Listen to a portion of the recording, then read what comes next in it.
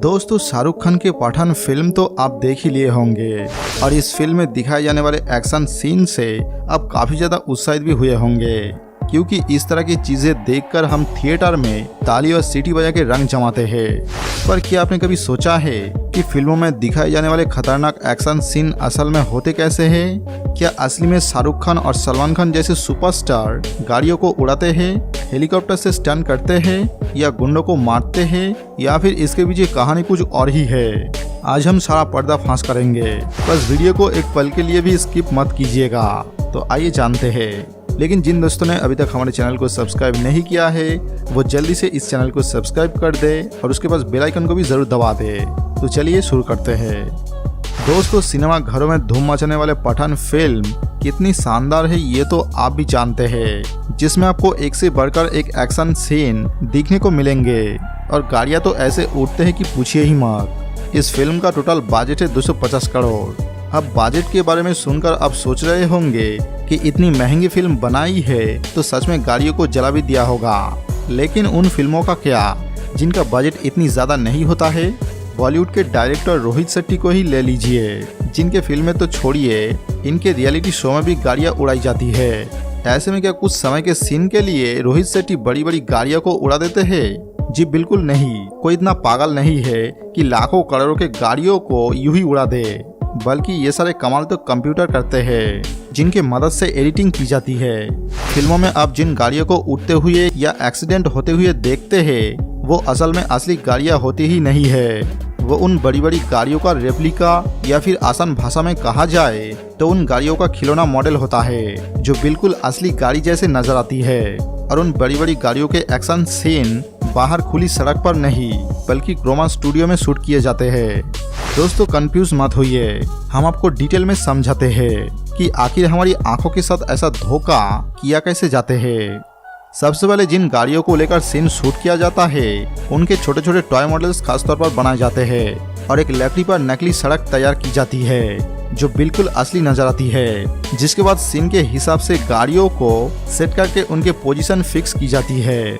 अब जिन गाड़ियों को ब्लास्ट करवाना होता है या फिर उन्हें उछलता हुआ दिखाना होता है या फिर एक्सीडेंट वगैरह का सीन होता है तो उस तरह की चीजों को फिल्माने के लिए कार को धागे से बांधकर हाथों से उछला जाता है और ये एक सीन को कैमरा में कई सारे एंगल से रिकॉर्ड किया जाता है। एक बार जब ये सारे सीन रिकॉर्ड हो जाते हैं तो अब बारी आते हैं एडिटिंग के, क्योंकि सारा खेल तो कंप्यूटर पे एडिटिंग के सहारे ही किया जाता है।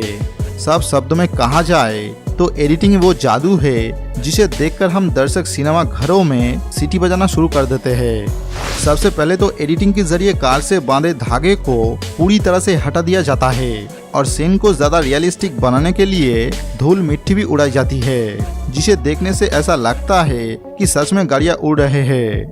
ये तो हुई कार को उछलने की बात, लेकिन फिल्म में इससे भी ज्यादा बड़े बड़े कारनामे होते हैं, जैसे कि एक साथ कई सारे गाड़ियों को चलते हुए दिखाए जाते हैं।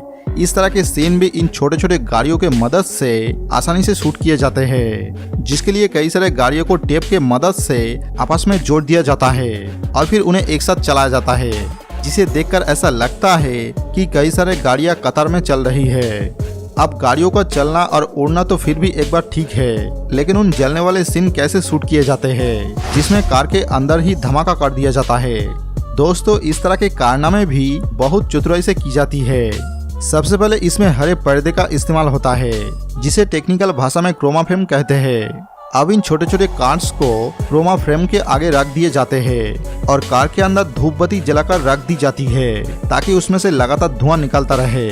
और जिस किसी भी कार में ब्लास्ट का सीन फरमाना होता है उसके अंदर जलता हुआ मोम डालकर आग लगा देते हैं। जी हाँ, इन छोटे छोटे गाड़ियों में असली आग लगाई जाती है और फिर इन गाड़ियों को एक दूसरे के ऊपर फेंका जाता है या फिर इनके अंदर ब्लास्ट करवा दिया जाता है और फिर जरूरत के हिसाब से इस तरह के सीन को एडिटिंग करके परफेक्ट फिल्म तैयार हो जाते हैं। तो देखा आपने किस तरह से फिल्म मेकर्स हमें उल्लू बना रहे हैं, लेकिन अभी तो ये सिर्फ शुरुआत है। क्योंकि फिल्मों में दिखाए जाने वाले जितने बेहतरीन सीन होते हैं उनमें सारा खेल ग्राफिक्स और विजुअल इफेक्ट का होता है, लेकिन इसको ज्यादा रियलिस्टिक बनाने के लिए सीन के डिटेलिंग और विजुअलाइजेशन पे बहुत ज्यादा ध्यान दिया जाता है, ताकि जब दर्शक फिल्म को देखे तब उन्हें ऐसा महसूस हो जैसे कि ये स्टंट असली में किए गए हैं और यहाँ उड़ने और ब्लास्ट होने वाली गाड़ियाँ बिल्कुल असली है। और दोस्तों, फिल्मों में हीरो को हेलीकॉप्टर से लटकते हुए या उस पर खड़े रह के स्टंट करते हुए बहुत बार देखा होगा। इस सारे कारनामे हमारे खिलाड़ी यानी अक्षय कुमार को ज्यादा करते हुए नजर आते हैं और हमारे देसी सुपर हीरो मूवी क्रिस में ऋतिक रोशन भी एयरप्लेन से लटके हुए नजर आते हैं, जो सच में बेहतरीन सीन था। लेकिन क्या आप जानते हैं कि आखिर इस सीन को किस तरह से फिल्माया गया था? दोस्तों, अगर हम क्रिस मूवी के बारे में बात करें तो इस फिल्म में ऋतिक रोशन को एयरप्लेन से लटके हुए दिखाया गया था, पर आप ये जानकर हैरान हो जाएंगे कि यहाँ पर कोई भी असली प्लेन नहीं था, बल्कि इस पूरी सीन को क्रोमा यानी VFX टेक्निक से शूट किया गया था। इन सब टेक्निक की वजह से ऋतिक रोशन के अलग से शूट किए गए सीन्स को एक कर दिया गया, यानी दो अलग अलग तरह से शूट हुए सीन्स को एक साथ जोड़ दिया गया, जिसकी मदद से ऐसा लगता था मानो ऋतिक खुद सच्ची प्लेन से लटक रहा है और कभी भी गिर सकते हैं।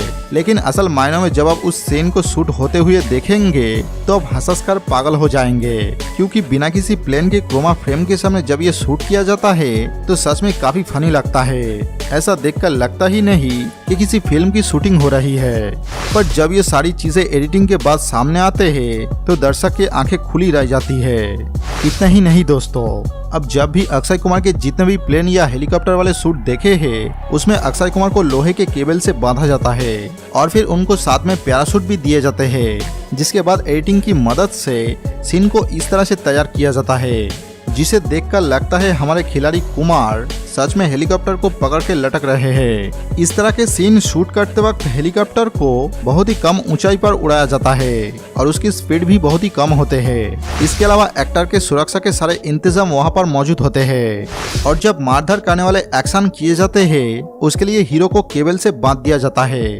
जिसके मदद से वो हवा पर उड़ता हुआ नजर आता है। और ऐसे सीन क्रोमा स्टूडियो पर गद्दे लगा के शूट किया जाता है और बाद में एडिटिंग के मदद से गद्दे की जगह सड़क या मैदान का इमेज लगा दिया जाता है, जिसे देख के हमें ऐसा लगता है कि हमारा हीरो सड़क या मैदान पे एक्शन कर रहा है।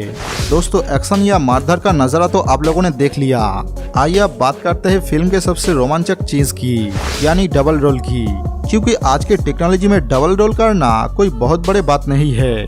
इसके लिए एक्टर के सामने सिर्फ स्टंट रख दिया जाता है और एक्टर उसको अपना हमशक्ल मानकर अपना डायलॉग बोलते हैं और अपने कॉस्ट्यूम बदल कर उसी स्टंट की जगह खड़ा हो जाता है और अपने हमशक्ल का डायलॉग बोलते हैं। इन दोनों ही सीन को अलग अलग एंगल से पहले शूट किया जाता है, जिसे बाद में सॉफ्टवेयर के मदद से एक कर दिया जाता है और जब लोग इन सीन को देखते हैं तो उन्हें ऐसा लगता है कि मानो एक ही शक्ल के दो लोग सामने खड़े हैं जिन्हें कैमरा में फिल्माया गया है। वैसे दोस्तों, आपको बता दे कि इस तरह के सीन में एडिटिंग और स्पेशल इफेक्ट के अलावा एक्टर के एक्टिंग में भी दम होना चाहिए, क्योंकि एक अच्छा एक्टर ही स्टैन को अपना हमशक्ल मान के अपने दोनों रोल को अच्छी तरह से निभा सकता है। इसलिए जुड़वा या डबल रोल वाली जितनी भी फिल्में हैं वो या तो सुपर डुपर हिट है या फिर फ्लॉप हो जाती है। वैसे दोस्तों, देखा जाए तो आज के टेक्नोलॉजी वाले दौर में सिर्फ डबल रोल नहीं बल्कि ट्रिपल रोल करना भी कोई बहुत मुश्किल काम नहीं है। लेकिन टेक्नोलॉजी जब इतना एडवांस नहीं था तब पुराने समय में इस तरह की चीजें फिल्माना काफी ज्यादा मुश्किल हो जाता था। इसी वजह से जितनी भी पुराने जमाने के डबल रोल वाली फिल्में आई है वो सब हिट हो गए हैं, क्योंकि दर्शकों को उसमें कुछ नया देखने को मिलता था। अगर आपने कभी गौर किया हो तो पुराने फिल्मों में डबल रोल कर रखे एक्टर के दोनों रोल्स को एक फ्रेम में बहुत ही कम बार दिखाया जाता था। हमेशा उन्हें अलग दिखाया जाता था, जिसमें एक का चेहरा दिखता था और एक के पीठ दिखते थे और पहले इस तरह के शूट करना बहुत ही मुश्किल था। लेकिन अभी टेक्नोलॉजी और एडिटिंग सॉफ्टवेयर इतने ज्यादा फास्ट हो गए हैं कि फिल्म तो छोड़िए, लोग यूट्यूब वीडियोस में भी डबल रोल जैसे चीजें को दिखाकर लोगों को हैरान करना नहीं भूलते हैं। तो दोस्तों, यह थी फिल्मी दुनिया के असली सच्चाई, जिसे देखकर आपका क्या कहना है कमेंट में हमें जरूर बताएं।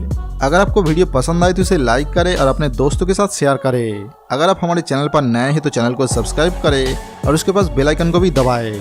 मिलते हैं अगले वीडियो के साथ।